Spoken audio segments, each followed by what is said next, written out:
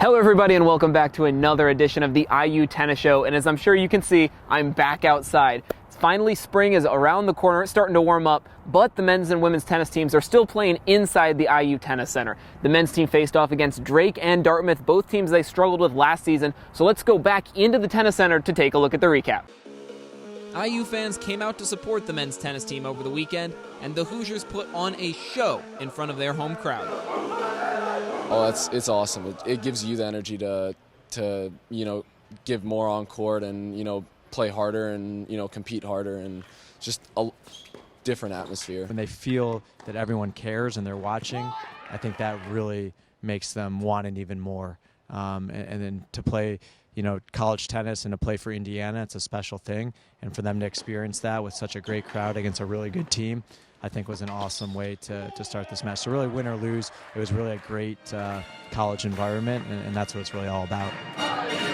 Now, last season when IU played Drake and Dartmouth, they lost to both of them. But this time around, the Hoosiers were ready, sweeping the Bulldogs 7-0 and then picking up a 5-2 victory the next day over the Big Green. Myself and our team just has a lot of confidence right now.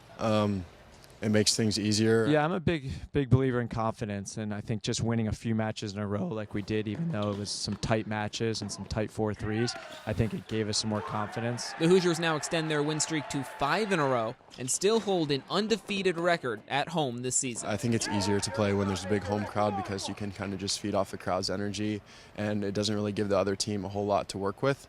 So yeah, I think it's definitely a huge home field advantage whenever you're playing. But they'll have to learn to translate their success to the road, as 5 of their next 6 matchups will be in hostile territory.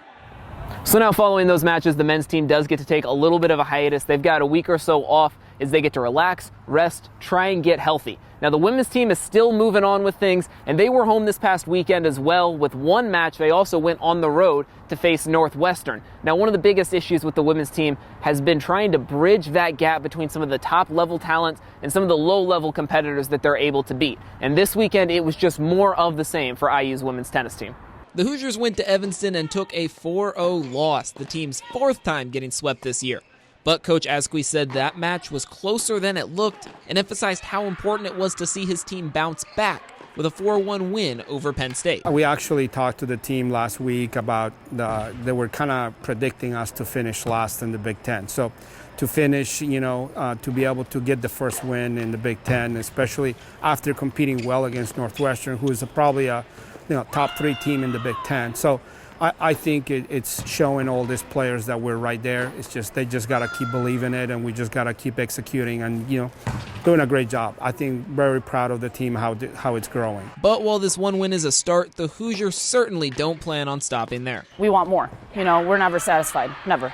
We have that standard, and I think if we keep meeting that standard, we're going to do well as a team, and we're going to have a great season. So I think if we keep doing that, things are going to turn out great for us. So next up for the women's tennis team, they will get to take a step back out of conference play for a bit, but that doesn't mean their schedule's getting any lighter. No, not by a long shot, especially early in their next weekend. They start Friday afternoon with a tough matchup against number 24 Notre Dame. IU has just 1 win in 13 tries against the Fighting Irish, but their losses the past 2 seasons have been 4-3 nail-biters. Then the Hoosiers catch a bit of a break, hosting struggling DePaul and Miami of Ohio. So with a win over Notre Dame, the women's team can finally get into that national spotlight.